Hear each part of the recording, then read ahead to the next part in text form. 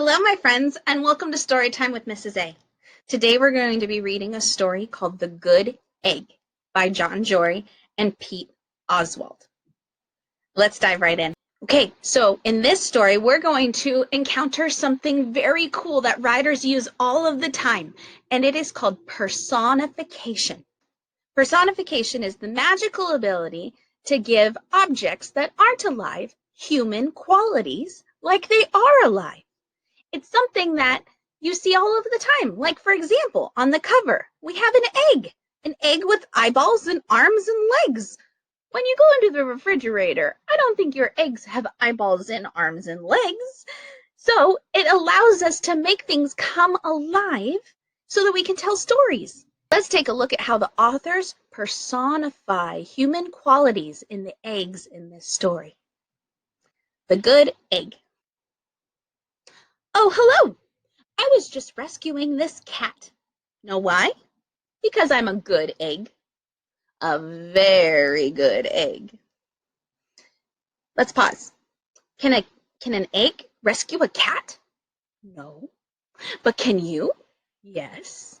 So that is an example of personification. Let's see if you can find the next one.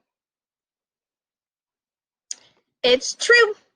I do all kinds of good things, like I'll carry your groceries, I'll water your plants, I'll change your tires, I'll paint your house.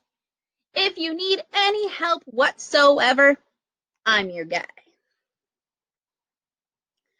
I've always been a good egg. It's been this way from the start, even in my earliest days. Farmer's market.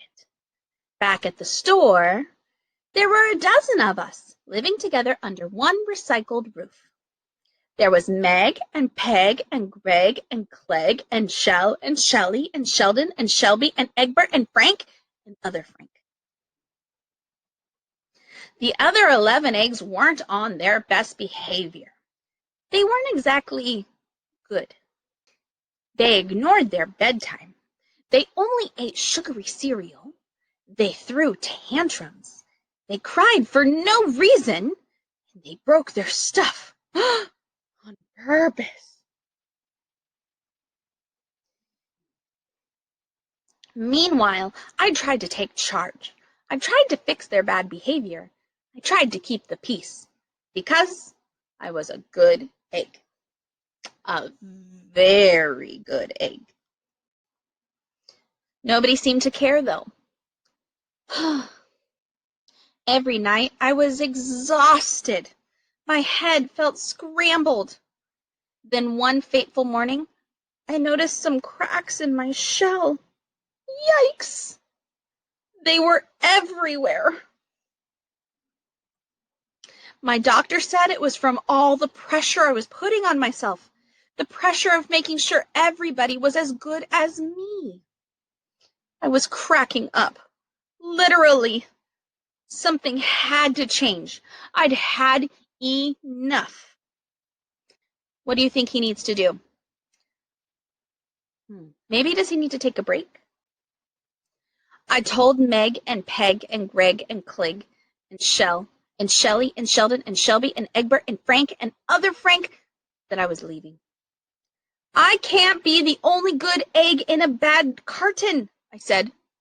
Blah, blah, blah, they replied. I left that night. Where do you think he's going to go? I wandered from town to town. The hours became days. The days became weeks. I lost track of time.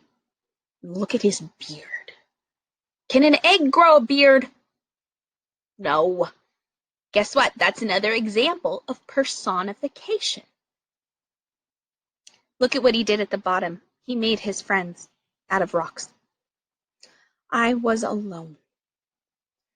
Out there on the road, under the stars, I really tried to focus on myself and what I needed. I took walks. I read books. I floated in the river. I wrote in my journal. I found simple moments to be quiet. I breathed in I breathed out. I even started painting. For once, I found time for me. And guess what? Little by little, the cracks in my shell started to heal. My head no longer felt scrambled. I started to feel like myself again.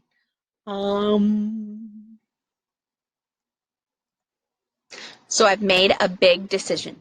I'm returning to my old carton and my friends. Besides, I'm kind of lonely out here. This time, I know what I need to do. I'll try not to worry so much. I'll be good to my fellow eggs while also being good to myself. Here we go. Farmer's market. Everybody missed me. I missed them too. Welcome home. Hello, Meg. Howdy, Peg. Hey, Greg. Greetings, Clegg. What's up, Shell? Aloha, Shelly. Hey-o, Sheldon. Hi, Shelby. Good day, Egbert. What's happening, Frank? Howdy do, Other Frank. Sure, every once in a while somebody's still a little bit bad, but it's not like before. Here's what I realized. The other eggs aren't perfect, and I don't have to be either. I'm okay with that. Look at, he's messing around too. Yep, the old carton is back together. We're a solid dozen again. It's good to be home. Look at all of the eggs. My favorite egg is the one that's sitting right next to our friend who has the silly smile with his tongue sticking out. So what did you guys think of this story? Did you notice all of the personification throughout? Did you pick up where our eggs acted like humans when they were playing tricks on each other or sliding down the stairs, or when our friend grew a beard?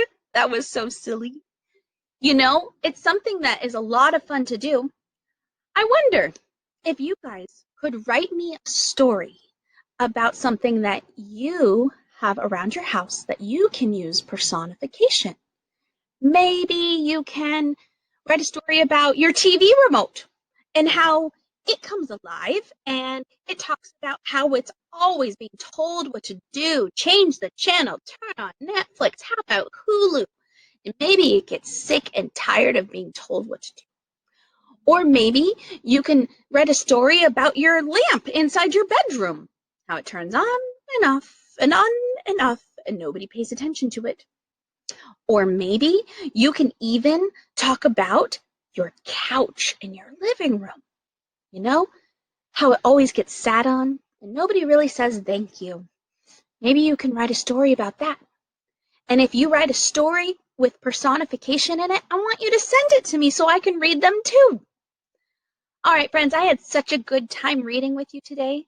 You know what? Stay tuned for the next story. Have a good day, my friends. Bye.